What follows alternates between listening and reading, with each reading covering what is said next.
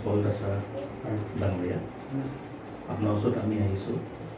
আমি আমাৰ এটা ইউনিট আছে। ইউনিটটো হ'ল বৈৰাগী boys a cultural production house. আমি বিভিন্ন ধৰণৰ কাম হাতত গৈছোঁ আৰু কৰি গৈছোঁ। আমাৰ মাজত সাহিত্যত কিছু কাম হয়, সংগীতৰ হয় আৰু বোলছবিৰ হয়। সেইখিনি আমি সদায় চেষ্টা কৰি আহিছোঁ আমাৰ চাহ জনগোষ্ঠীক আগবঢ়াই দিবৰ কাৰণে। আৰু আজি আমি আহিছোঁ আপোনাৰ ওচৰত। আপুনি এটা সময়ত চাহ জনগোষ্ঠীৰ এজন সক্ৰিয় সাংস্কৃতিক কৰ্মী আছিলে, লগতে এজন সু অভিনেতা আছিলে, লগতে আপুনি এজন সক্ৰিয় সমাজ সেৱক হয়, লগতে আপুনি সাহিত্য দিশতো বহুখিনি অৰিহণা যোগাই আহিছে আৰু চাহ জনগোষ্ঠীৰ বহুখিনি আপুনি বহুমুখী প্ৰতিভা থকা আপোনাৰ প্ৰতিভাখিনি আপুনি উজ্বলাই তুলিছে আৰু চাহ জনগোষ্ঠীক বহু আগবঢ়াই লৈ গৈছে। এইখিনি কথা আপোনাৰ লগত আলাপ কৰিবৰ কাৰণে আৰু আপোনাৰ আশীষ ল'বৰ কাৰণে আমি আজি উপস্থিত হৈছোঁ। আজিৰ দিনটো এটা ভাৰতবৰ্ষৰ আটাইতকৈ উত্তম দিন, স্বাধীনতা দিৱস হয়, ৭২ সংখ্যক স্বাধীনতা দিৱসত আপোনাক তথা আপোনাৰ পৰিয়ালক আমাৰ তৰফৰ পৰা আন্তৰিক অভিনন্দন জ্ঞাপন কৰিছোঁ।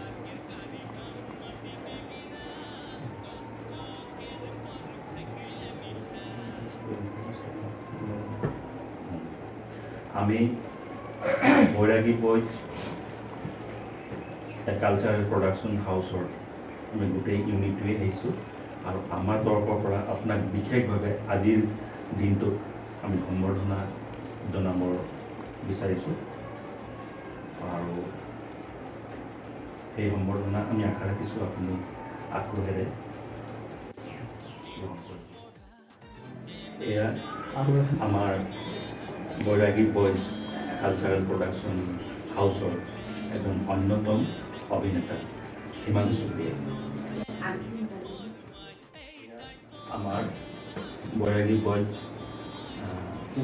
কালচাৰেল প্ৰডাকশ্যন হাউচৰ কেমেৰামেন লগতে এডিটৰ নাৰায়ণ বৰুৱা। আমাৰ বৈৰাগী বইজ কালচাৰেল প্ৰডাকশ্যন হাউচৰ প্ৰচাৰক আৰু অভিনেতা শ্ৰী প্ৰবীণ। বৈৰাগী বইজ প্ৰডাকশ্যন হাউচৰ তৰফৰ পৰা মাননীয় সুপল দাসা ডাঙৰীয়ালৈ এখন প্ৰশংসা পত্ৰ আগবঢ়াইছোঁ।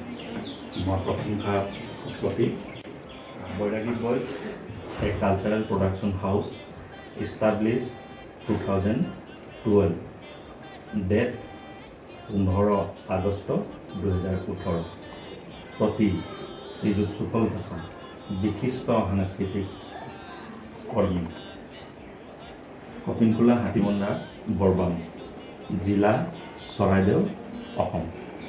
হে অগ্ৰজ পিতামহ, নীৰৱ সৰব কৰি সেউজীয়া সুখুৰিৰে অতীত মাধুৰীক যিদৰে সজীৱ কৰি ৰাখিছা, যাৰে জহে হাড় ভঙা অগ্ৰজৰ চানেকিক নিখুঁতভাৱে যিদৰে উত্তৰ পুৰুষৰ মাজত বিলাই দিয়াৰ চেষ্টা কৰিছা, আন্ধাৰ ৰাতিৰ দৰদী বুকুৰ দৰদবোৰ চলাথি পিছত যিদৰে যুক্তিৰে উক্তি আগবঢ়াইছা, তাৰ বাবে আমি আপোনাক অকৃপণ আৰু অকৃত্ৰিম শ্ৰদ্ধা তথা প্ৰণিপাত জনাইছোঁ। আদি অন্তৰ মাজৰ বসন্তত আমি আপোনাৰ আশীষ লভি ধন্য মানিছোঁ। আমাক অঞ্চলটোক জাতিটোক আপোনাৰ প্ৰয়োজন আছে। আমি আপোনাৰ সুস্বাস্থ্য আৰু দীৰ্ঘায়ু কামনা কৰি নেদেখাজনৰ ওচৰত একান্ত কাতৰ মিনতি জনাইছোঁ। শ্ৰদ্ধাৰে বৈৰাগী বৈদ্য, বিনোদ কুৰ্মী, প্ৰতিষ্ঠাপক, পৰিচালক আৰু পৰ্যবেক্ষক, সঞ্জীৱ ছত্ৰী, নিৰীক্ষক আৰু পৰ্যবেক্ষক, মেঘনাথ গোস্বামী, অভিনয় আৰু চিত্ৰনাট্য নিৰীক্ষক, নৰেন কুৰ্মী, চলচ্চিত্ৰ প্ৰদৰ্শক আৰু সম্পাদক, অৱনী গগৈ আৰু পত্নী কণ্ঠশিল্পী, প্ৰবীণ কুৰ্মী, বিনোদ কৈৰী, হিমাংশু দে, ভাৱ আলোচনা আৰু প্ৰসাৰ নিৰীক্ষক। এইখন শংকাপত্ৰ আমি সুফল দাসা ডাঙৰীয়ালৈ আগবঢ়াইছোঁ।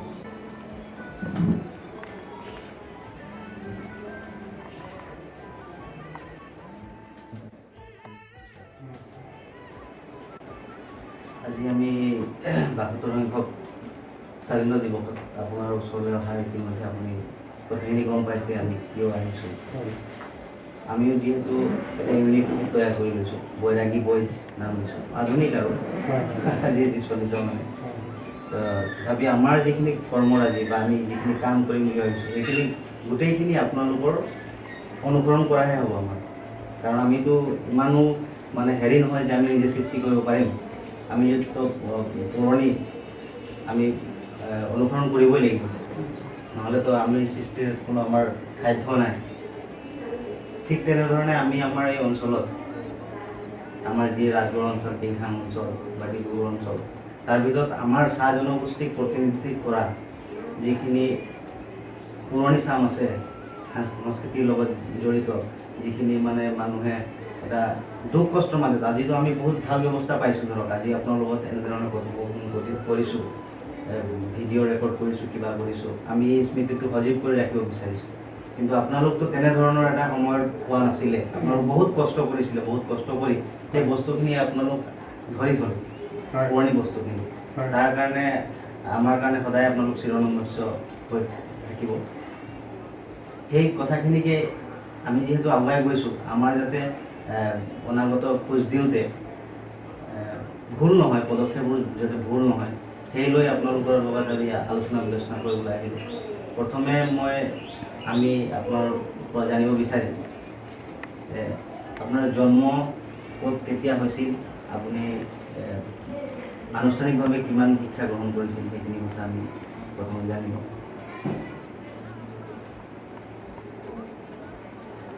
বৈৰাগী বইজ কৰ্মকৰ্তালৈ মই আন্তৰিক ধন্যবাদ আৰু কৃতজ্ঞতা জ্ঞাপন কৰিছোঁ।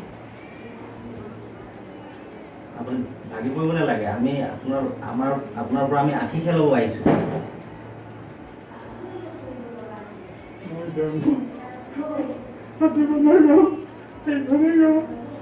হাতীবন্ধা গাঁও এইখন।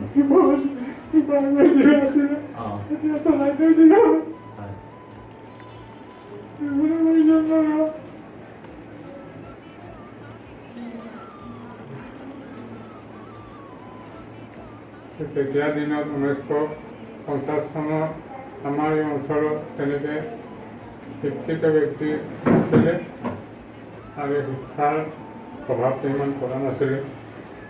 অনুষ্ঠানিক শিক্ষা মই বিশেষ গ্ৰহণ কৰিব নোৱাৰিলোঁ। আৰু তেতিয়া যিটো প্ৰতিবেশী পৰিৱেশ আছিলে, খেতি পথাৰৰ মাজেদি মানুহ জীৱিকা নিৰ্বাহ কৰিছিলে। আমাৰ মা দেউতা কৃষিৰ ওপৰতে নিৰ্ভৰশীল আছিলে। আমাৰ আৰ্থিক অৱস্থা খুবেই বেয়া আছিলে। তেতিয়া মানে শিক্ষাৰ দিশত আগবাঢ়িব নোৱাৰিলোঁ। অনানুষ্ঠানিকভাৱে নিজেই ঘৰ অধ্যয়ন কৰি যিখিনি শিক্ষা পালোঁ আৰু কৰ্ম অভিজ্ঞতাৰ ফালৰ পৰা যিখিনি অভিজ্ঞতা হ'ল, সেইখিনি অভিজ্ঞতা লৈ মই সমাজ সেৱা কৰিবৰ কাৰণে যিমানখিনি পাৰিলোঁ মই সেৱা কৰিলোঁ। তাত হয়তো ভুল ভ্ৰান্তি বহুত হৈ যাব পাৰে, যিহেতু মোৰ শিক্ষা দিশটো কিছু কম আছিলে, মই এইটো নিজে উপলব্ধি কৰিছোঁ। আৰু এতিয়া উঠি পঢ়া চামৰ ভিতৰত যাতে শিক্ষা দিশত কোনো ৰকমেই যাতে কম নহয় বা কম হৈ নাথাকে, তাৰ কাৰণে চেষ্টা কৰিব লাগে। মোৰ অভিজ্ঞতাৰ ফালৰ পৰা মই এতিয়া এটা পৰামৰ্শ আগবঢ়াইছোঁ উঠি অহা চামলৈ। আৰু মই আশা ৰাখিছোঁ যে আমাৰ চাহ জনগোষ্ঠীৰ লোকসকল যদিও পিছপৰা কিন্তু দুৰ্বল নহয়, সবল, সকলো দিশতে সবল। শিক্ষা সাংস্কৃতিক দিশতো সবল, যিহেতু আমাৰ মানুহখিনি হ'ল স্বাৱলম্বী, নিজে কৰি নিজে কৰি খোৱা বিধৰ, লোকৰ ওপৰত নিৰ্ভৰ কৰিব।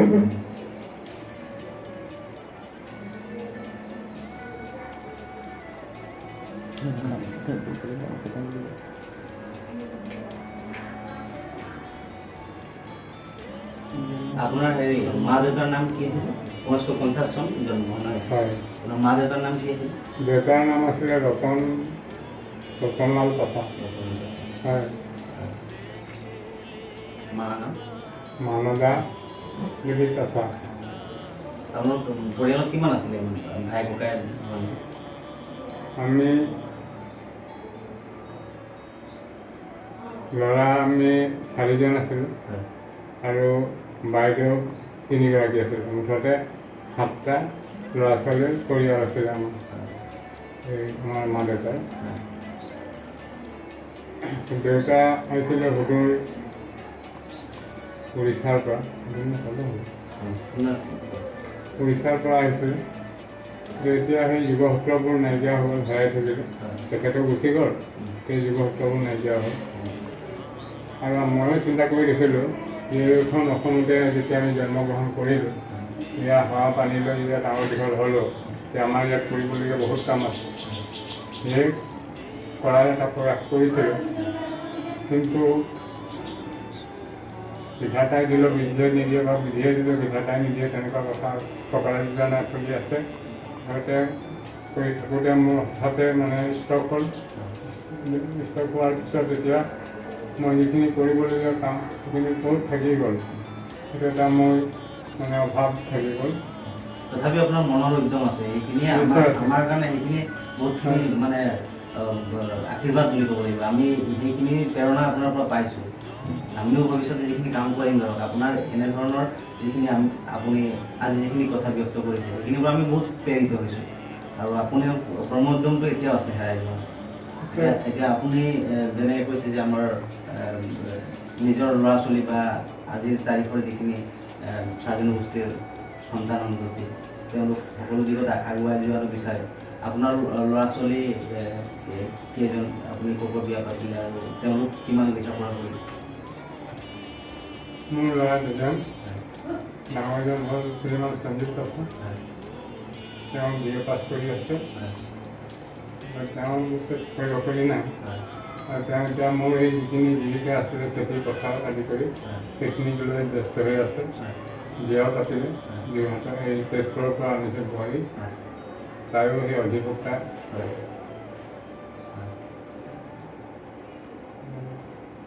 সোণাৰী কোৰ্টত কৰে। আৰু মোৰ সৰু ল'ৰাটো হ'ল ডক্টৰ দীপক দাসা, তেওঁ MBBS পাছ কৰি তেওঁ এতিয়া সেই সঞ্জীৱনী নাৰ্ছিং হোমত এনেই সেৱা কৰি আছে। তো তেওঁ ডক্টৰ হোৱাৰ প্ৰেৰণাটো ক'ৰ পৰা পালে? মোক বহুতে প্ৰশ্ন কৰে, বিশেষকৈ শিক্ষক সমাজে, যে আপুনি এজন সাধাৰণ খেতিয়ক, কালিলৈকে আছিলে। মাজত মই অলপ ৰাজনীতি কৰিছিলোঁ, সমাজ সেৱাৰ কাৰণে, বিশেষকৈ এইটো জিলা পৰ্যায়। তেতিয়া মোক সুধিছে যে আপুনি আপোনাৰ ভতিজাৰ ডক্টৰ, আপোনাৰ ল'ৰা ডক্টৰ, সেই প্ৰেৰণাটো ক'ৰ পৰা পালে? আমি নিজে চেষ্টা কৰোঁ, আমি নিজে ল'ৰা ছোৱালী লোকৰ পঢ়াওঁ আৰু নিজৰ ল'ৰা ছোৱালীবোৰ ডক্টৰ ইঞ্জিনিয়াৰ হওক বুলি আমি ভাবোঁ, কিন্তু নহয়গৈ। কিয়? গতিকে এই চাবিকাঠিটো আপুনি ক'ত পালে যে আপোনাৰ ভতিজাৰ ডক্টৰ, ল'ৰা ডক্টৰ? তেতিয়া মই উত্তৰত কৈছিলোঁ যে এটা সময় আছিলে 1950 চনৰ পৰা ষাঠি চনলৈকে সেই সময়ত এই অঞ্চলত চিকিৎসক নামে কোনো ডক্টৰ নাছিলে। মানুহ বেমাৰ আজাৰ হ'লে জৰা ফুকা চলিছিলে, বেজ বেজালি মানুহে যে কি বুলি কয় জড়ি ঘটি। তেতিয়া খেতি পথাৰ কৰিবলৈ যাওঁতে মই সেই জুপুৰিবিলাকত সোমাইছিলোঁ আৰু তাত দেখিছিলোঁ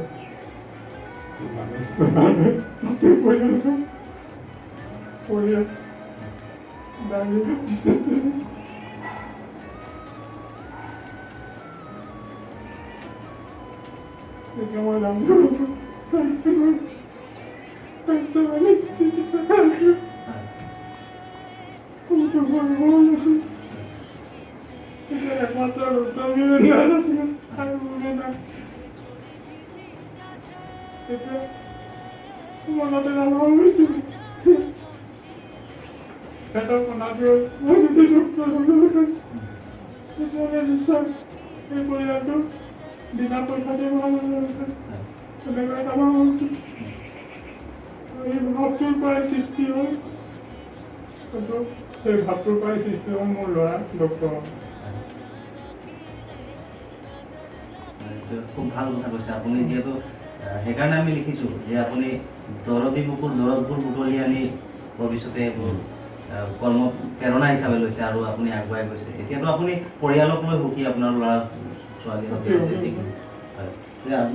আমি জানিব বিচাৰিম আপুনি খেতিৰ লগত ব্যস্ত আছিলে, আপুনি কৈছে আনুষ্ঠানিক শিক্ষা মোৰ বিশেষ নাছিল, তথাপিও আপুনি সংস্কৃতিৰ লগত জড়িত, আপুনি সাহিত্যৰ লগত জড়িত, আপুনি শিক্ষাৰ লগত জড়িত, আপুনি সমাজকৰ্মী হিচাপে এজন সফল ব্যক্তি। এই সময়খিনি আপুনি কেনেকৈ পাইছিলে? আপুনি কেতিয়াৰ পৰা এইবোৰ দিশত, সাংস্কৃতিক দিশত বা সাহিত্যৰ দিশত আপুনি কেতিয়াৰ পৰা আগবাঢ়িলে? মানে মই বাহিৰা কিতাপ বহুত অধ্যয়ন কৰিছিলোঁ আৰু অধ্যয়ন কৰাৰ লগে লগে এখন সমাজ পাইছিলোঁ, যি হ'ল শিল্পী সমাজ। তাৰ মাজত এজন আমাৰ ইয়াত উপস্থিত আছে, আমাৰ মেঘনাথ গোস্বামী, মৰাণৰ কেইজনমান আছিলে। আপোনালোকৰ নাম শুনিছে কি আমি হেৰি নাম কৰে গাব্ৰিয়েল এল.পি.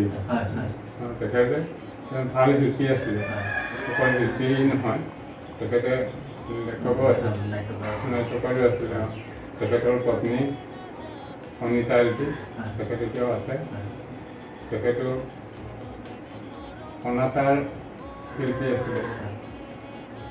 তেতিয়া টিভি সম্প্ৰচাৰ কৰিছিলে বহুত নাটক। তাৰপিছতেহে দূৰদৰ্শন আহিলে। দূৰদৰ্শন অহাৰ পিছত আমি কেইখনমান কৰিলোঁ, আমাৰ আমদেৱ সংসাৰ, বুধুৱা কাকা, এনেকৈ কেইটামান। ৰেডিঅ'ত প্ৰথম কৰিছিলে, তাৰপিছত টিভি। হয়,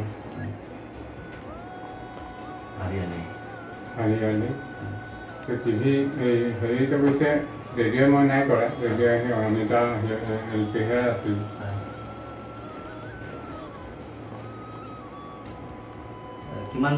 কেতিয়াৰ পৰা আপোনাৰ কিমান বয়সৰ পৰা আপুনি এইবোৰ কামত জড়িত, সাংস্কৃতিক বা সাহিত্য?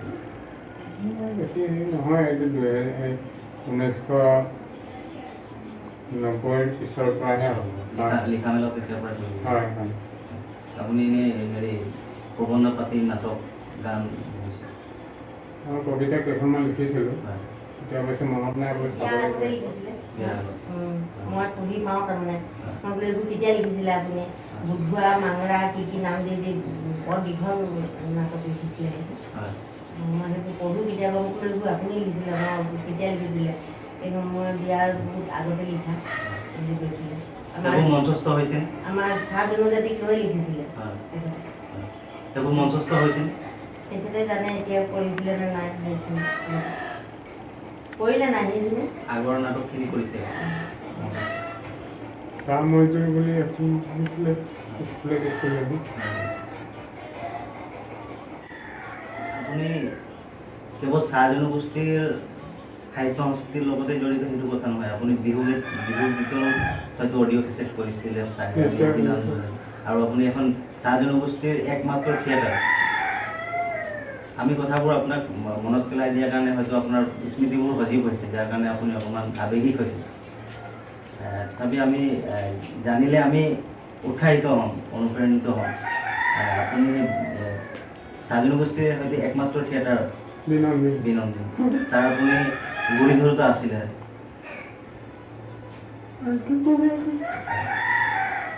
সেইটো আপোনালোক এটা গোটেই পৰিচালনা কৰিছিল। সেইটো আমিও সৰু হৈ থাকোঁতে শুনিছোঁ তাৰ হেৰি খুব ধুনীয়াকৈ নাটক বাগানে বাগানে প্ৰায় হৈছিলে। সেইখিনি ধৰক এখন থিয়েটাৰ কৰিবলৈ গ'লে আপোনাৰ মুখ্য ভূমিকাটো আছিলে আমাৰ হেৰি শ্ৰীকান্ত মাষ্টৰ।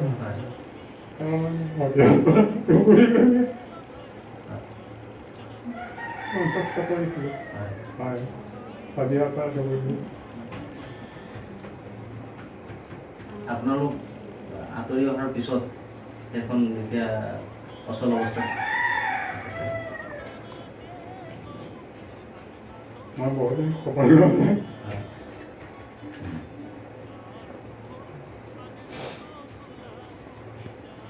আপুনি বিহুগীত যিটো কৰিছিলে বিহুগীতৰ কেছে তাত আপুনি কণ্ঠদান কৰিছিলে নেকি? সংশোধন নাই কৰা আপুনি লিখা নহয় অঁ মই প্ৰযোজনা প্ৰযোজনা কৰিছিলে লাচিত গগৈ অঁ লাচিত গগৈ হয়।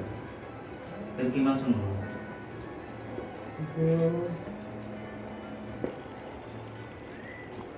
2000 পাছতে হ'ল।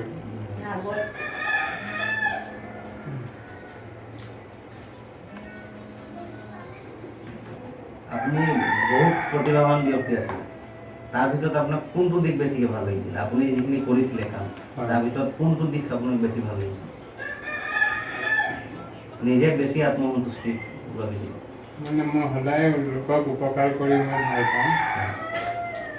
তাৰ মাজত ছাত্ৰ ছাত্ৰীসকলৰ উপকাৰ কৰিব পাৰিলে বেছি মানে মই আনন্দিত হওঁ, গৌৰৱ অনুভৱ কৰোঁ। তেনেকুৱা ধৰণৰ আপোনাৰ স্মৃতি আছে ধৰক আপুনি তেনেধৰণৰ কাৰোবাক সহায় কৰিছিলে, পিছলৈ তেওঁ গৈ আপোনাক খুব এটা ভাল আপুনি যিটো মনে বিচাৰিছিলে তেওঁৰ পৰা সেইটো পাইছে, তেনেকুৱা স্মৃতি আছে? আছে, যিহেতু আমাৰ ঘৰতে এতিয়া 2-3জন ডক্টৰ হ'লতো, সেইকাৰণে যেতিয়া ৰিজাল্টবোৰ দিয়ে মেট্ৰিকৰ ৰিজাল্ট হায়াৰ ছেকেণ্ডেৰী ৰিজাল্ট, তেতিয়া মই গাঁৱৰ প্ৰতি ঘৰ মানুহৰ হেৰিলৈ যাওঁ, ওচৰলৈ যাওঁ আৰু ল'ৰা ছোৱালীবিলাকক লগ কৰোঁ, সুধোঁ যে তোমালোকে কিহত কৰি আছা? এই হায়াৰ ছেকেণ্ডেৰী দিম, মেট্ৰিক দিম অহাবাৰ। মই কওঁ যে তোমালোকে অকল এঘৰ মানুহে ডক্টৰ ইঞ্জিনিয়াৰ হোৱাটো বিচৰা নে তোমালোকৰ ঘৰটো বিচৰা? সেইকাৰণে আমি বিচাৰোঁ, তেতিয়াহ'লে তোমালোকে চেষ্টা কৰিবা এবাৰ ভালকৈ কৰিবলৈ, কৰিবা নাই? কৰিম বুলি কয় আৰু সেইমতে প্ৰতিশ্ৰুতি দিয়া। এতিয়া এই 2টা ল'ৰা এজনী ছোৱালী সিহঁতে এতিয়া আগবাঢ়ি গৈছে, ল'ৰা 2জনে এতিয়া মেডিকেলত হেৰি পাইছে, চিট পাইছে। সেইবোৰ মই মানে ভাল পাওঁ। মনত খুব আনন্দ আপোনাৰ ৰতনলাল যিখন ভুল ছবি আছে, হয়, তেওঁ দাদাই অভিনয় কৰিছিলে। দাদাই হয়, তেওঁ খুব বলিষ্ঠ অভিনয় কৰিছিলে। হয়, সেইখন চিনেমা চোৱাৰ বাৰু আমাৰ সৌভাগ্য হোৱা নাই, কিন্তু শুনিছোঁ বহুতৰ মুখত, মানে শদিয়াৰ পৰা ধুবুৰীলৈকে য'তেই আমি শিল্পী সমাজ এখন ধৰক পালে পুৰণা কথাবোৰ যেতিয়া ওলায়, সেইখন চিনেমা এটা স্থান দিয়ে তেওঁলোকে কয় যে খুব ভাল। সেইখন প্ৰথম চিনেমা হয়, মানে আমাৰ চাৰজনে কৈছে। হয়, আপুনি অভিনয় কৰিছিল? মই তাত নকৰোঁ। এখন কিহৰ পটভূমিত আছিলে বস্তুটো? মানে চাৰজনৰ গোষ্ঠী কৰ্ম জীৱনৰ ওপৰতে বাগানীয়া পৰিৱেশৰ এটা কাহিনী লৈ পটভূমিটো।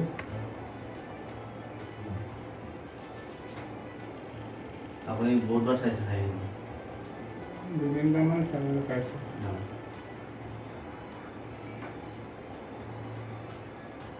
আপুনি আপোনাৰ দাদাক যিহেতু কথা কৈছে, তেওঁ অভিনয় কৰিছিলে, তেওঁৰ অভিনয়ৰ প্ৰতিভাৰ বা তেওঁৰ ব্যক্তিত্বৰ বিষয়ে আপোনাক আমি জানিব বিচাৰিম, যিহেতু সেই দফাটো এতিয়া সম্পূৰ্ণ বন্ধ বুলি ক'ব লাগিব, কাৰণ তেখেত মানুহজন আমি লগ নাপালোঁ বা তেওঁৰ পৰা তেনেধৰণৰ তেতিয়া সেইবোৰ সুবিধাও নাছিলে যে সাক্ষাৎকাৰ কিবা বহুত কম আছিলে, এইখিনি লুকাই থাকিলে। তেওঁৰ বিষয়ে আপুনি কিছু কওক, যাতে আমাৰ জৰিয়তে আপোনাৰ এই আমাৰ কথোপকথনৰ জৰিয়তে গোটেই অসমে বা ভাৰতে জানিব পাৰে তেওঁৰ বিষয়ে, তেওঁৰ অভিনয় প্ৰতিভা, তেওঁ কি ধৰণে কৰিছে, তেওঁৰ সাংস্কৃতিক মনটো কেনেধৰণৰ আছিলে? প্ৰকৃততে এই বিষয়ে সোধাৰ কাৰণে মই অশেষ ধন্যবাদ দিছোঁ। কাৰণ তেখেতে প্ৰতিভা আছিলে বহুতেই, আৰু তেখেতৰ প্ৰতিভা থকাৰ কাৰণে আজি মই আনুষ্ঠানিক শিক্ষা গ্ৰহণ নকৰাকৈও মই মানে সামাজিক দিশত আগবাঢ়িব পাৰিলোঁ, সমাজ সেৱা এটা অনুপ্ৰেৰণা পালোঁ। এই সাংস্কৃতিক দিশতেই হওক বা সমাজ সেৱা দিশতেই হওক, তেখেতৰ পৰাই মই অনুপ্ৰেৰণাটো পাইছিলোঁ।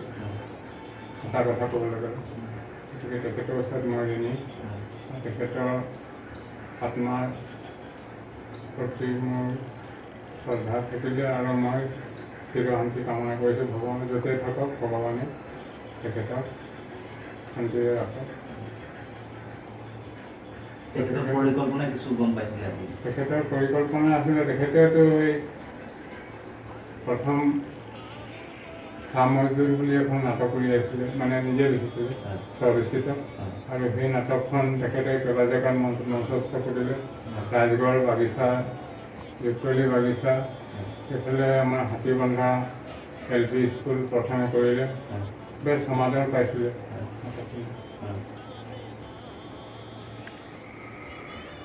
অকণমান কাহিনীটো মনত আছে, মোৰ মনত আছে অকণমান কৈ দিছোঁ অকণমান। কাৰণে বাগানত কাম কৰা এটা পৰিয়ালৰ মুৰব্বীজন আছিলে, মানে ভাঙোৱা মদাহী মানুহগৰাকী আছিলে।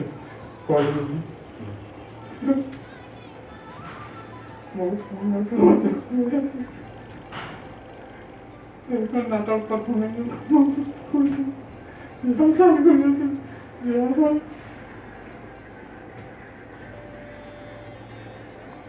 তাত ময়ো মানে সৰু ছোৱালীৰ ভূমিকা লৈছিলোঁ, মানে মোক দিছিলে।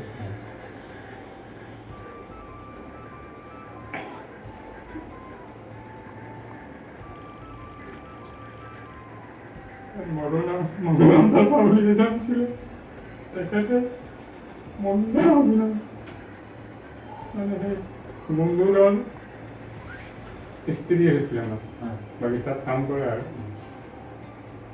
স্ত্ৰী তাত মানে মহিলা, তাই মহিলা কৰিম বুলি আহিলে। আৰু 4-5 দিন আছে স্কুলত মঞ্চস্থ কৰিব। তেনেতে কৈছে যে বহুত মোচ আছে, ডাঙৰ ডাঙৰ মোচ, মধুৰাম চাবা বহুত মানে মোচ দেখাটো ভিতৰতে বহুত কবিতা হাঁহি উঠালো।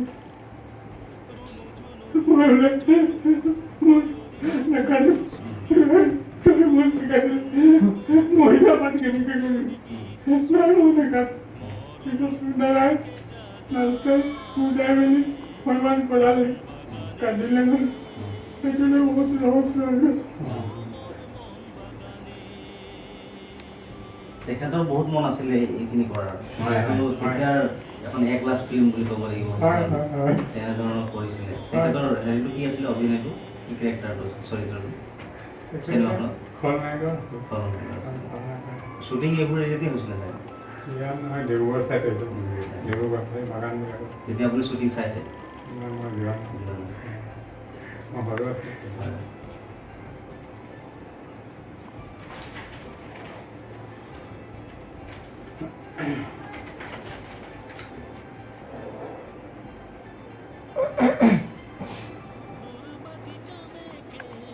এটা খুবেই গুৰুত্বপূৰ্ণ কথা হয়। সুধিম, যিহেতু এতিয়া অসমৰ যিখন সাংস্কৃতিক পৰিৱেশ, আপুনি এতিয়া হয়তো আপুনি গতিবিধি লৈছেনে নাই, বৰ মানে যিটো ধৰণ আপোনাক ক'বলৈ আমি বেয়া পাইছোঁ। তো আপোনাৰ জীৱনকালত মানে আমাৰ চাহ জনগোষ্ঠীৰ সাংস্কৃতিক যিটো জগতখন, তাৰ অতীত অভিজ্ঞতা, আপোনালোকৰ সময়ত আৰু আপোনালোকৰ আগৰ যিখিনি অতীত অভিজ্ঞতা, তাৰ বিষয়ে আৰু বৰ্তমান সেই অতীত অভিজ্ঞতাক লৈ আপুনি যদি চাই, বৰ্তমান যিটো আমাৰ সাংস্কৃতিক চলি আছে, এতিয়া আমাৰ চাহ জনগোষ্ঠীৰ সাংস্কৃতিক কৰ্মীসকলে যিখিনি কাম কৰি আছে, সেই বস্তুটো আৰু ভৱিষ্যতে যি ধৰণে কাম কৰি আছে, কি হ'ব? অতীতৰটো ভাল আছিল, এতিয়া তেওঁলোকে কৰিব পৰা নাই, ভৱিষ্যতে কি কৰিব, তেনেকুৱা ধৰণৰ আপোনাৰ মনৰ সেইটো আপোনাৰ কথা।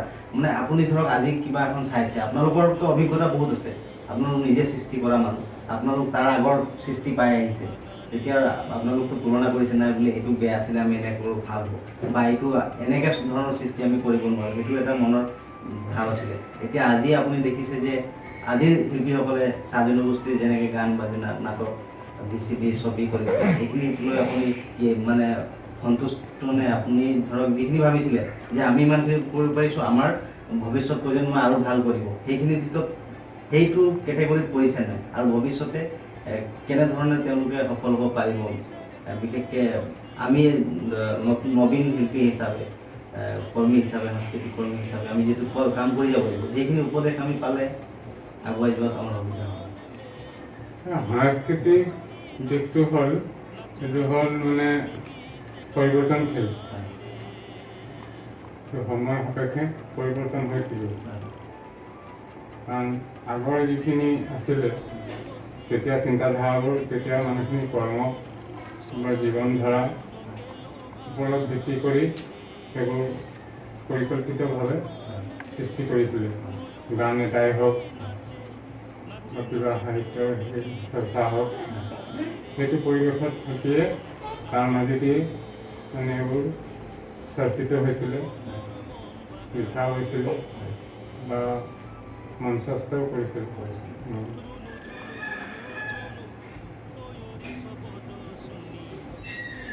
মানে এতিয়া যিখিনি হৈ আছে এতিয়া এইটো চলি থাকিব, তেনেকেই চলি থাকিব।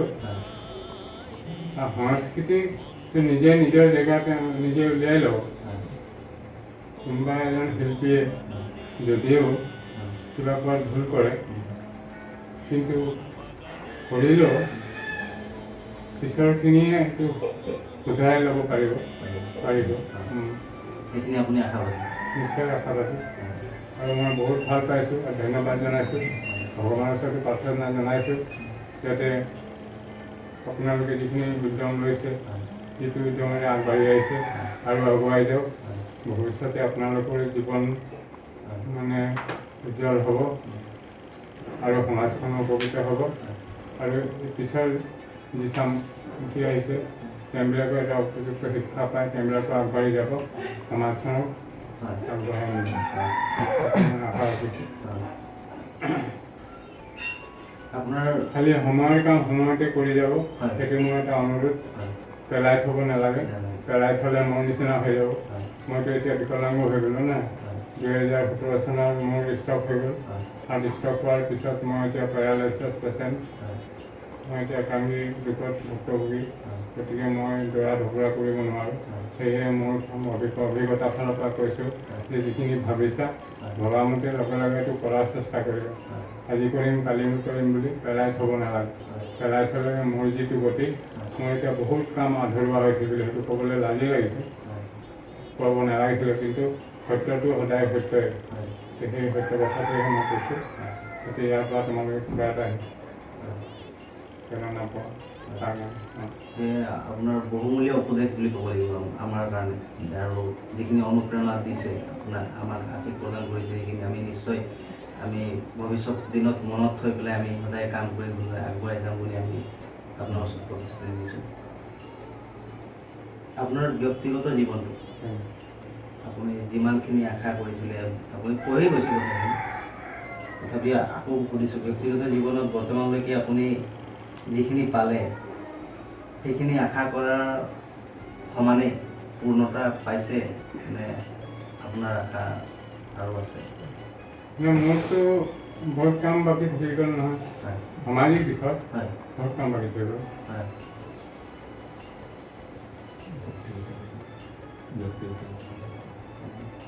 ব্যক্তিগত সমস্যাটো মানুহৰ জন্ম হ'লে সমস্যা থাকিবই, হ'বই আৰু।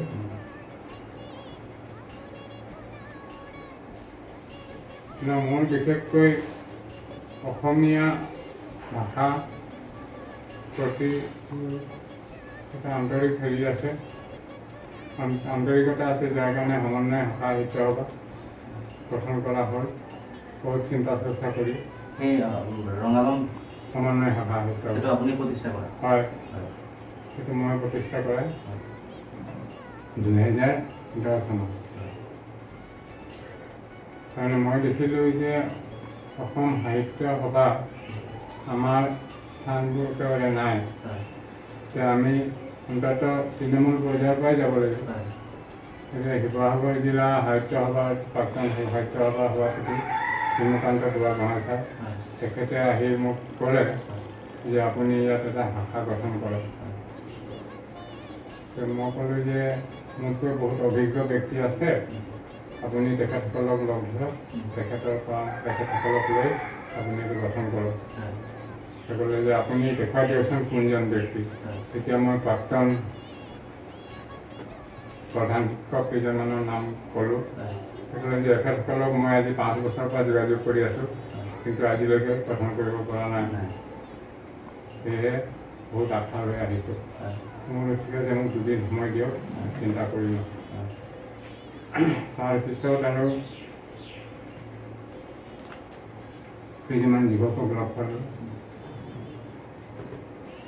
তেওঁলোকৰ লগত পৰামৰ্শ তেওঁলোকলৈ ল'লোঁ। ইয়াত সাহিত্য বা ভাষা এটা গঠন কৰিব লাগে, তোমালোকে সহযোগিতা কৰিব লাগে। এইবিলাক ঠিক আছে, আমি কৰিম। নহয় মেম্বাৰশ্বিপ ল'ব লাগে, 25 টকা দিব লাগে। লগে লগে তেওঁলোকে উলিয়াই দিছে। ঠিক তেনেকৈ 25 জন হ'লেই হৈ যায়। 25 জনতকৈ পাৰ হৈ গ'ল। তাৰপিছত তেখেতলৈ মই ফোন কৰিলোঁ, তেখেতে ক'লে আপুনি দিন এটা দিয়ক, মিটিং এখন চিঠি চফা কৰি দিয়ক, আহ্বায়ক আপোনাৰ নামটো দিয়ক। মই আহ্বায়ক হিচাপে মোৰ নামটো দি চিঠি চফা কৰাই দিলোঁ। সেই যিসকল সভা কি কয় প্ৰধান শিক্ষকৰ নাম দিছিলোঁ যে কৈছিলোঁ, তেখেতসকলে দেখিলে যে সুফলতা ছাৰ আহ্বায়ক, আজীৱন সভ্য অসম সাহিত্য সভা বুলি দেখিলে। তেখেতসকলে দেখাৰ লগে লগে মনত ধৰিলেগৈ এই মানুহটোতো বেছি লিখা পঢ়া নহয়, সি কেনেকৈ অসম সাহিত্য সভাৰ আজীৱন সভ্য হ'বলৈ পালে। তেখেতসকলৰ এইটো এটা চেণ্টিমেণ্টত থাকিল। আৰু ইফালে মই চাহ জনগোষ্ঠীৰ লোক হ'লোঁ, সেইটো কাৰণে তেখেতে আৰু চেণ্টিমেণ্ট। মিটিং আৰম্ভ হ'ল, মিটিং তেখেতো আহিলে, চিন্তাটো বুঢ়াগোহাঁই ছাৰ আহিলে। তাৰপিছত আৰু এইকেইজনে কষ্ট কৰিছোঁ। তেখেতে বিদায় কৰি আছিলে, জিলা সভাপতি শ্ৰীমকান্ত বুঢ়াগোহাঁই ছাৰ, তেখেতে বিদায় কৰি আছে। সেইটো যে নহয়, আমি কথা এটা বুজি নাপালোঁ যে কেনেকুৱা ব্যক্তিয়ে অসম সাহিত্য সভাৰ আজীৱন সদস্য হ'ব পাৰে। তেওঁৰ শিক্ষাগত অৰ্হতা কিমান লাগে, তেওঁ কবি হ'ব লাগে নে সাহিত্যিক হ'ব লাগে নে কি হ'ব লাগে, আমি বুজি নাপালোঁ বোলে। সেইকাৰণে আমি এইটো জানিবৰ কাৰণে আহিলোঁ। তেতিয়া তেখেতে ৰিপ্লাই দিলে, সেইটো কোনো ডাঙৰ কথা নহয়, যি ইচ্ছা সি ল'ব পাৰে বুলি ক'লে। কিন্তু মইতো দেখিলোঁ যে এইটো মোক টাৰ্গেট কৰিয়ে কৈছে কথাটো। তাৰপিছত মই উঠি ক'লোঁ যে সন্মানীয় আমন্ত্ৰিত অতিথি দুজনে যি বক্তব্য ৰাখিলে, তেখেতসকলক ধন্যবাদ দিছোঁ। প্ৰকৃততে অসম সাহিত্য সভা হ'ল অসমীয়া জাতি আৰু ভাষা সংস্কৃতি মুখ্য কেন্দ্ৰবিন্দু। ইয়াক বাদ দি অসমীয়া জাতিও নহয়, অসমো নাথাকে। আৰু তাত যিকোনো ব্যক্তি অৰিহণা যোগাব পাৰে অসম সাহিত্য সভালৈ। তেওঁ এজন দিন মজুৰি কৰি খোৱা মানুহো হ'ব পাৰে, এজন সাহিত্যিকো হ'ব পাৰে, কিন্তু 18 বছৰ ওপৰ হ'লে হয়। তেখেতসকলেও অকণমান লাজ পালে, যিহেতু ইমানতে হেৰি হ'ল। এইজনে ক'লে যে এইবোৰ কথা ধৰিব নালাগে,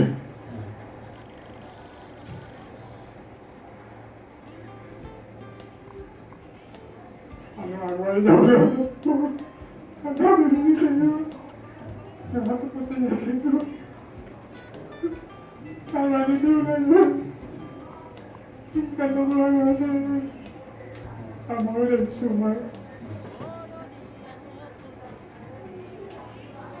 তেওঁলোকৰ কথা মতে মই যদি বহি দিলোহেঁতেন আজি মই সভাপতি হ'ব নোৱাৰোঁ। আজি গোটেই সাহিত্য সভাৰ মানুহখিনিয়ে মোক চিনি পাইছে। সেই সাহিত্য সভাৰ সভাপতি হিচাপে তেখেতসকলে মোক এটা স্থান দিছে। জিলা উপসভাপতি তথা চাহ জনগোষ্ঠীৰ ভাষা সংস্কৃতি সভাপতি হিচাপে স্বীকৃতি দিছে, মান্যতা দিছে। তাতকৈ আৰু মোক কেইটামান সুধি গ'ল। সেইটো সময়ত মানে বাগিচা কৰ্তৃপক্ষৰ ইমানেই হেৰি আছিলে যে আমাৰ মানুহখিনি লিখা পঢ়াৰ কোনো সুবিধা কৰি দিয়া নাছিলে, স্কুল পৰ্যন্ত নাই। তেতিয়া মানে দাদাই টিউশ্যন লৈছিলে, ময়ো লৈছিলোঁ।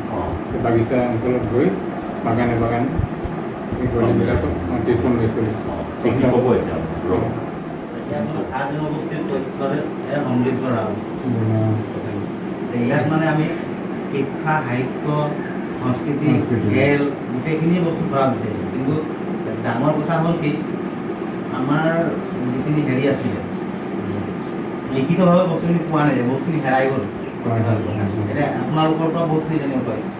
ইয়াত আমি খালি এটা হেৰি ভৰাইছিলোঁ সংস্কৃতিৰ দিশত আমি ভৰাইছিলোঁ কি, ৰতনাৰ বোলছবিখনত দুখন নামৰ মুখ্য খলনায়কৰ চৰিত্ৰত অভিনয় কৰা অভিনেতাগৰাকীৰ নাম কি?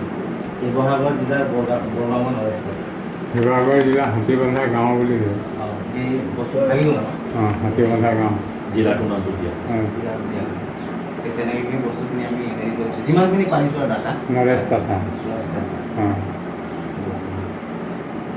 এনেধৰণৰ আমি বাকী ধৰক হেৰি আছে ডিব্ৰুগড় অনাতাঁৰ কেন্দ্ৰৰ যোগেদি প্ৰসাৰিত চাহ শ্ৰমিকৰ আচৰ অনুষ্ঠানটোৰ শীৰ্ষ সংগীত যিটো চিগনেচাৰখন এতিয়াও বাজে, এই অনুষ্ঠানটো আৰম্ভ হোৱাৰ কোনে সৃষ্টি কৰিছিল বা ব্যৱস্থানা কোনে কৰিছিল? নেওঁতি পাতৰ শিল্পী চেনিৰাম ফুকন।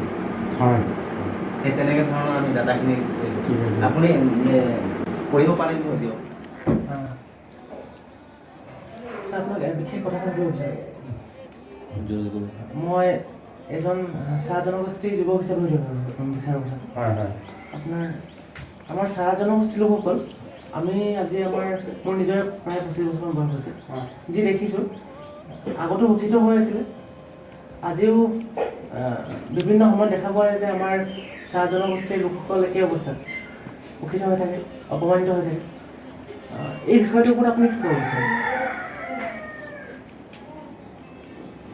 আপুনি বুজি পাইছে নিশ্চয় মই বুজিব বিচাৰিছোঁ।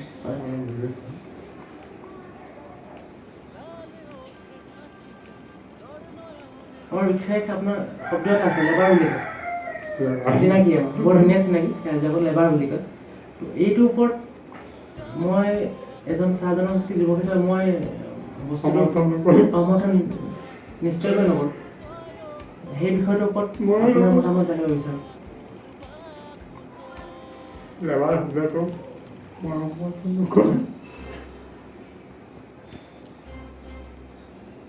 আপুনি ইয়াৰ ওপৰত কিবা ক'ব বিচাৰিব নেকি?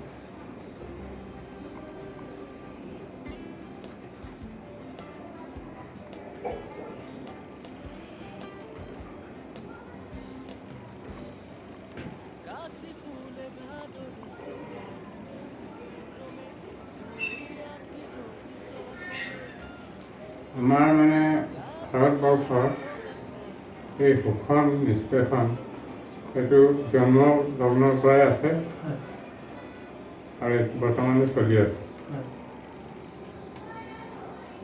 ইয়াৰ বিকল্প এতিয়া হ'ল পুথিভঁৰালৰ ওপৰত। তেওঁবিলাকে যথেষ্ট অধ্যয়ন কৰিব লাগিব। অধ্যয়ন কৰি একো একোজন ব্যক্তি সেই ৰাষ্ট্ৰই পৰিচয় পোৱাকৈ কিবা এটা প্ৰতিভা তেওঁ অৰ্জন কৰিব লাগিব, নিজে প্ৰতিষ্ঠিত হ'ব লাগিব। তাৰপিছতহে ইয়াৰ বিকল্প ব্যৱস্থা ওলাব। এই লেবাৰ শব্দটো বা আমাৰ যিটো শোষণ চলি আছে, দমন চলি আছে, ইয়াৰ বিকল্প ৰাস্তা নিশ্চয় ওলাব। হয় 5 বছৰ দেৰি হ'ব পাৰে, কিন্তু ওলাব। হতাশ হ'ব নালাগে। আৰু এটা কথা সুধিম, আপুনি কি ভাবে যে এতিয়া আমাৰ আমাৰ যিটো চিনাকি আমাৰ ৰাইজৰ সেইটো আমি নিজৰ দুখৰ কাৰণে লৈ আছোঁ নে সেইটো আমাৰ মানসিকতাৰ কাৰণে হৈছে? নহয়, এইটোতো আমাক জাতিহে দিছে, হয় জাতি দিছে। হয় তেতিয়া বুদ্ধিজীৱীসকলে অঁ তেওঁবিলাকেও কথাটো চিন্তা নকৰিলে। হয় কিবা এটা আহিলে তাৎক্ষণিকভাৱে শব্দটো আমাৰ ঘৰত জাপি দিলে, সেইটো জাপি দিয়া শব্দ। গতিকে এইটো আমি কেতিয়াও সমৰ্থন নকৰোঁ হয় আৰু ইয়াৰ বিৰুদ্ধে আমি থিয় হ'ব লাগিব, থিয় দিব লাগিব। তাৰ আগত আমাৰ সচেতনতাটো লাগিব, সজাগতা লাগিব। নমস্কাৰ।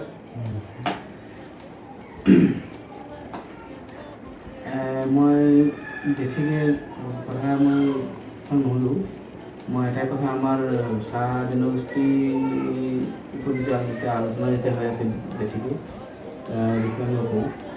আপুনি মই জনাত আৰু বহুতো লেখাবিলাকত মই দেখিছোঁ চাহ জনগোষ্ঠীৰ ওপৰত বা কিছুমান যিবিলাক মই পেপাৰ পত্ৰে বা কিবা কিতাপ দেখিছোঁ, আপোনাৰ লিখা পাইছে এইবিলাকত। আমাৰ চাহ বাগানীয়াৰ যিবিলাক মাজত বিশ্বাস কুসংস্কাৰ চলি আছিল, সেই তেতিয়াৰ পৰা আপুনি কাম কৰি আছিলে মানে।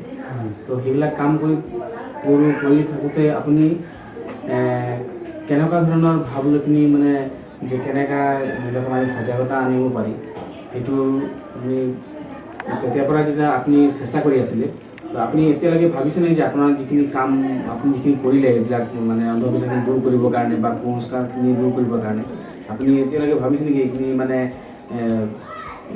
আপোনাৰ কিবা মানে প্ৰভাৱ পৰিছে নেকি বুলি? ঠাই বিশেষে পৰিছে, ঠাই বিশেষে পৰিছে মানে যিসকল অকণমান শিক্ষিত তেওঁলোকৰ মাজত ভাল প্ৰভাৱ পৰিছে।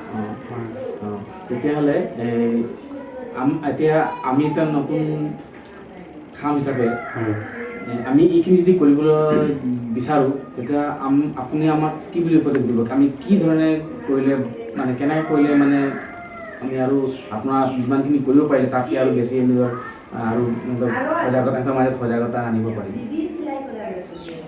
সঁচা কথা ক'বলৈ গ'লে মেঘনাথ গোস্বামী এজন শিল্পী, আমাৰ চাহ জনগোষ্ঠী।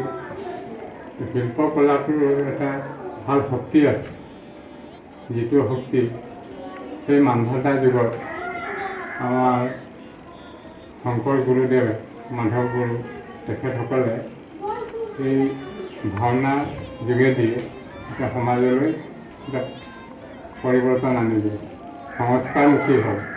গতিকে এজন শিল্পী হিচাপে সেই দায়িত্বটো মেঘনাথ গোস্বামী দেৱৰো আছে আৰু মই এইটো আশা কৰিছোঁ ভৱিষ্যতে সেইটো যাতে এটা সফল পায়, সফলতা অৰ্জন কৰিব পাৰে। সেইটোৱে জানিছোঁ আপুনি আমি সেই কুসংস্কাৰবিলাক আমি মানে আপুনি যিদৰে আগত নাটক কৰিলে বা চিনেমা কৰিলে বা বাগানে গৈ যেনেকৈ হেৰি কৰিলে, তো আমি এতিয়া সেই মানে বস্তুটো কেনেকৈ কৰিলে ভাল, নাটক প্ৰক্ৰিয়াৰে কৰিব লাগিব নে কেনেকৈ কৰিলে আমি কোনটো মানে বেছি প্ৰভাৱ পৰিব মানে নাটক কৰি বা চিনেমা কৰি নে গান কৰি কেনেকৈ মানে অভিনয়ৰ যোগেদি, গানৰ যোগেদি, ইয়াৰ যোগেদিয়ে হ'ব, প্ৰভাৱ পৰিব। এতিয়া মই অতি আনন্দিত সুখী হৈছোঁ যে টীম এটা আছে,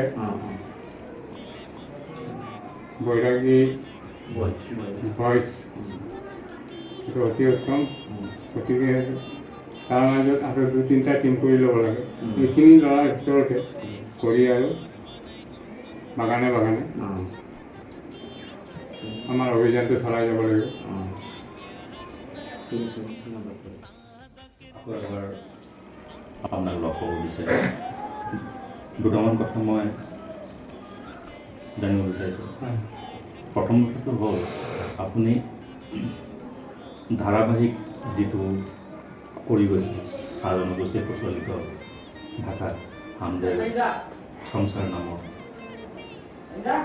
সেই ধাৰাবাহিকখনত আপোনাৰ চৰিত্ৰটো কি আছিলে অকণমান জনাব? আপুনি অভিনয় কৰা আপোনাৰ যিটো চৰিত্ৰটোৰ নাম আৰু চৰিত্ৰটো?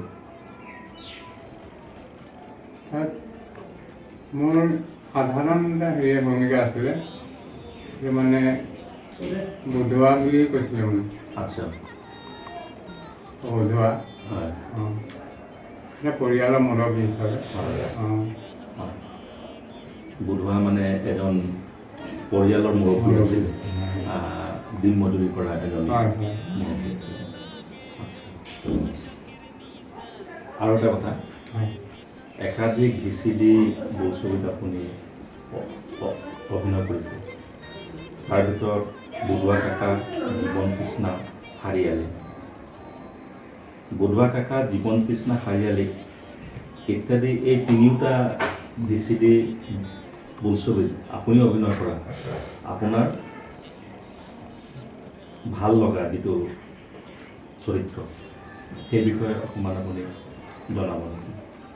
ভাল লগা বুলি ক'লে মই গৌৰৱান্বিত, যিহেতু ৰাষ্ট্ৰীয় পুৰস্কাৰপ্ৰাপ্ত অভিনেতা বিষ্ণু খাগৰিয়াদেৱৰ লগত মই অভিনয় কৰিবলৈ অকণমান হয়, সেইটো লৈ আমিও খুব গৌৰৱান্বিত আৰু আমি সেইকাৰণে আপোনাক আকৌ এবাৰ অভিনন্দন জনাইছোঁ। আচ্ছা, সেইটোৰ আপোনাৰ চৰিত্ৰটোৰ নাম কি আছিলে আৰু কোনখনত আছিলে? আপোনাৰ জীৱন কৃষ্ণা নে বুধোৱা কাকা নে হাৰিয়ালি? জীৱন কৃষ্ণা আছিলে, হয়। আপোনাৰ চৰিত্ৰটোৰ নাম শৰীৰকো ক'ব লাগিব নিশ্চয় কওক, আপুনি কওক। প্ৰযোজক আছিলে প্ৰেমানন্দ চাংমাই, প্ৰেমানন্দ চাংমাই, হয় তেখেতৰ প্ৰযোজনা। হয়। সেইখন প্ৰকৃততে অসমীয়া ভাষাৰ ওপৰত অসমীয়া অঞ্চলৰ আচ্ছা, হয়। আপোনাৰ পৰিয়ালৰ মুৰব্বী আৰু ৰাজনৈতিক নেতা হিচাপে যিটো অভিনয় আপুনি তাত হয়, সেইটো লৈ আপুনি খুব সন্তুষ্ট? মইতো ক'লোৱেই সন্তুষ্ট হোৱাৰ মূল কথাটো হ'ল যে বিষ্ণু খাগৰিয়াদেৱৰ লগত হয়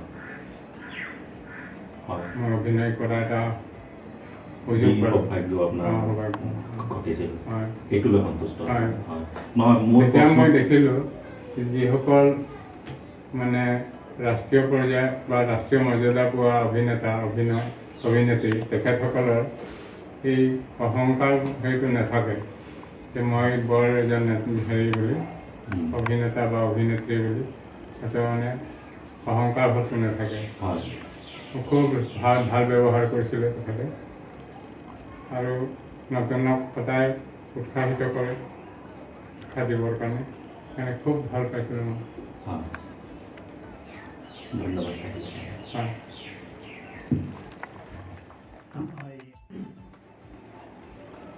আজি আপোনাকতো ইয়াত যিখিনি সুধিলে শুনিছে শুনিছোঁ আপোনাক আমি 15 আগষ্টত স্বাধীনতা দিৱস দিনটো আমি ইয়াত আপোনাক আহি সম্বৰ্ধনা জনাবলৈ আহিলোঁ, তাৰ বিষয়ে আপুনি কিবা ক'ব?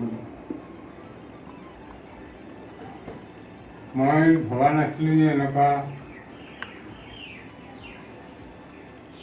দল বা মোক ভাল পোৱা লোক আছে। আজি উপলব্ধি হৈছে যে মোক ভাল পোৱা লোক বহুত আছে। এনে মই বেমাৰ পৰা আজি এবছৰ ওপৰে হ'ল, বহুতেই লোক আহি আছে গৈ আছে, কিন্তু আজি যিটো ক্ষণ বা আজি যিটো মানে পৰিৱেশ, সেইটো মোৰ সদায় জীয়াই থকালৈকে মনত থাকিব। আৰু মই সেইকাৰণে এই বৈৰাগী বইজ যিটো আমাৰ সাংস্কৃতিক অনুষ্ঠান বা সাহিত্য সংস্কৃতিৰ যিটো দল আছে, যিটো দলে যিটো মঞ্চই বেলেগ পৰিৱৰ্তন আনিব বিচাৰিছে সাহিত্য সংস্কৃতিৰ দিশত, তেখেতসকললৈ মোৰ আন্তৰিক ধন্যবাদ আৰু কৃতজ্ঞতা থাকিল। ভৱিষ্যতলৈ তেওঁলোকে আগবাঢ়ি যাওক, তাকে মই কামনা কৰিছোঁ আৰু শুভেচ্ছা যাচিলোঁ। ইয়াৰ বাহিৰে আপুনি কিবা খেল চেলত জড়িত আছিল নেকি? খেল তেনেকৈ অলপ চলপ আছিলোঁ আৰু তেনেকৈ আৰু ডিষ্ট্ৰিক্ট প্লেয়াৰ নহয়। এই গাঁও ঘৰত খেলা যিবোৰ ফুটবল খেল তেতিয়া আকৌ আমাৰ দিনত হেৰিটো আছে টাংগুটি বৃত্তি ফুটবল খেলিছিলোঁ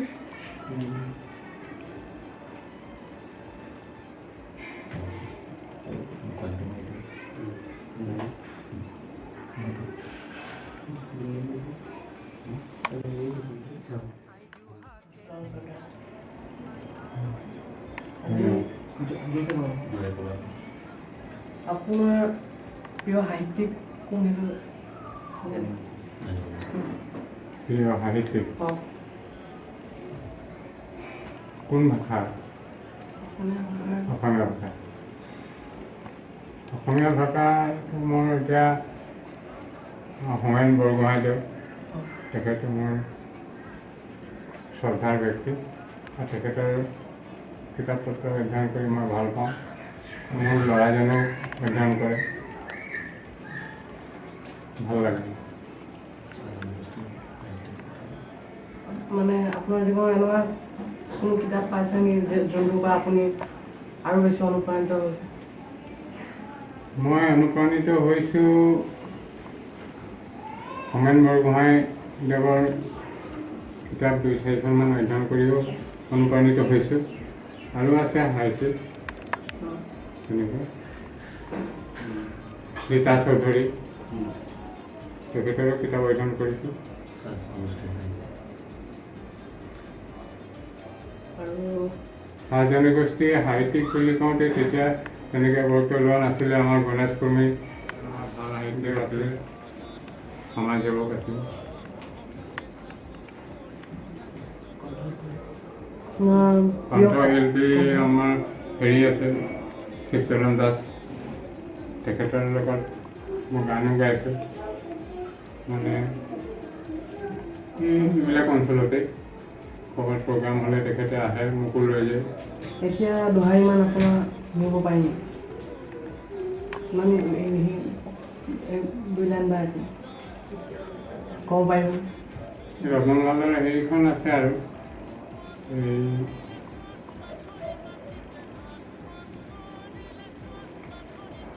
কেতকে বান্ধি লখি বিলকে কপা হয় হয়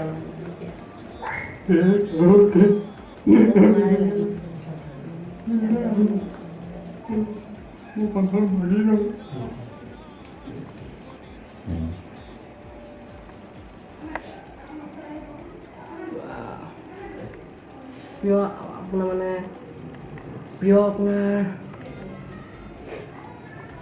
অভিনেতা বা অভিনেত্ৰী অমিতাভ বচ্চন ধৰ্মেন্দ্ৰ অভিনেত্ৰী অভিনেত্ৰী বুলি ক'লে হেমা মালিনী আমাৰ দিনত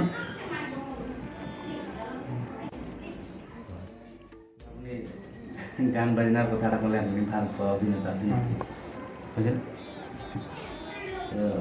আপোনাৰ হিন্দী চিনেমাৰ গায়কোতো আপুনি গান পাইছিলে মহম্মদ ৰফি এক নম্বৰ কোনটো গান আপোনাৰ জীৱনত প্ৰভাৱ পেলাইছে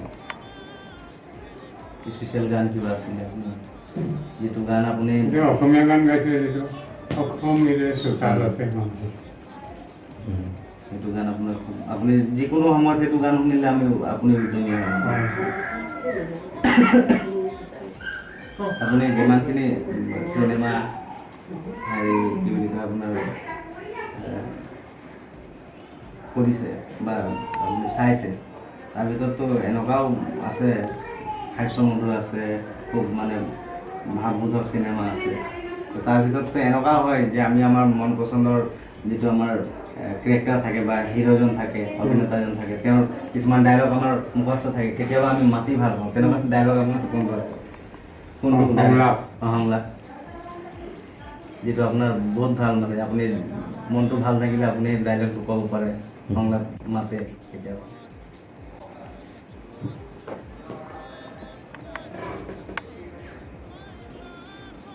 মনলৈ অহা নাই চাগে মনত পৰা নাই কাৰণ মোৰ অলপ মানসিকভাৱেও দুৰ্বল হৈ আছেতো সেইটো কাৰণে বহুত কথাই থাকি গ'ল বহুত কথাই আছিলে কিন্তু এই মানসিক অসুস্থতাৰ কাৰণে শাৰীৰিক অসুস্থতাৰ কাৰণে আপোনালোকে বিচৰা মতে মই ঠিক তেনেকৈ মই তথ্যখিনি দিব পৰা নাই বা নোৱাৰিলোঁ তাৰ কাৰণে মই ক্ষমা বিচাৰিছোঁ সৰু ল'ৰা ছোৱালী পঢ়িবৰ সুবিধা নাছিলে এইটো কিমান চনৰ কথা এইটো 50 পৰা 60 চনৰ ভিতৰত স্কুল বুলি নাছিলে ক্লাবত কেইদিনমানৰ কাৰণে দিছিলে সেইটো বন্ধ কৰি দিলোঁ তাৰপিছত আমি ককাই ভাই দুটাই টিউশ্যন লৈছিলোঁ স্বৰ্গীয় আমাৰ সঁচাতে আৰু মই তেতিয়া পঢ়ি থাকোঁ ক্লাছ 5ত তেতিয়া টিউশ্যন তেখেতে পঠিয়াই দিওঁ বল খেলিবলৈ যাম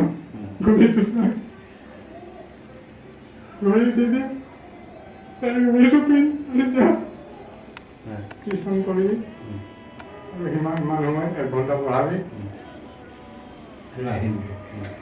তেখেতৰ কথা পাতিব নোৱাৰিম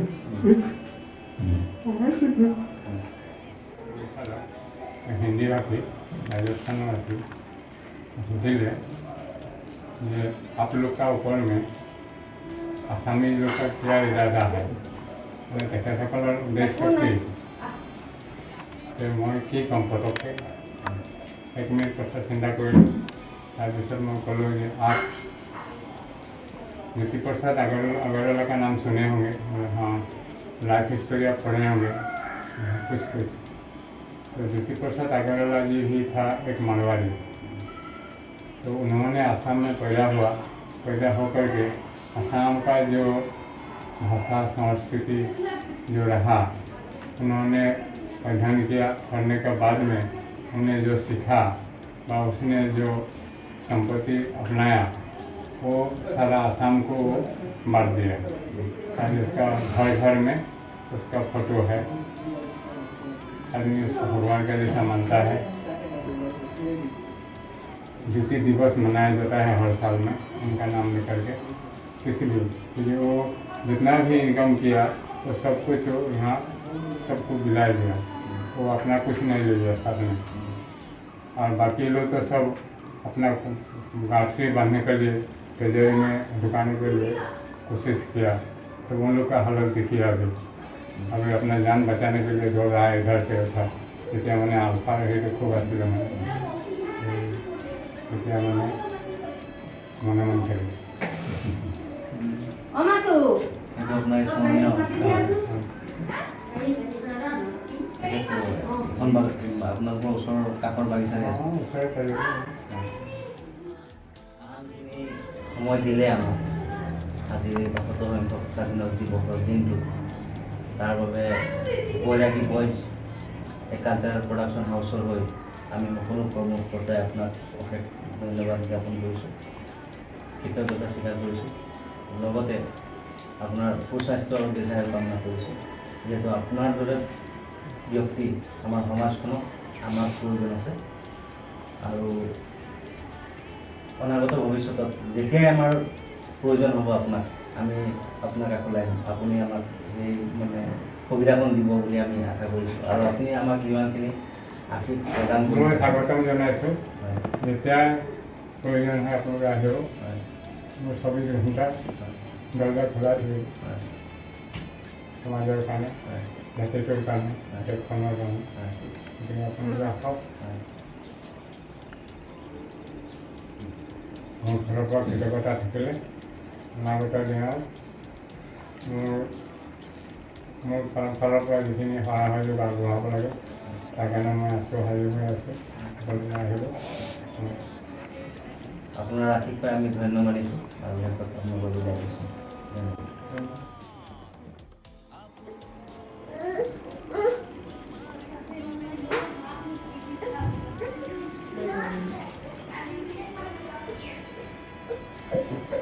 Thank you.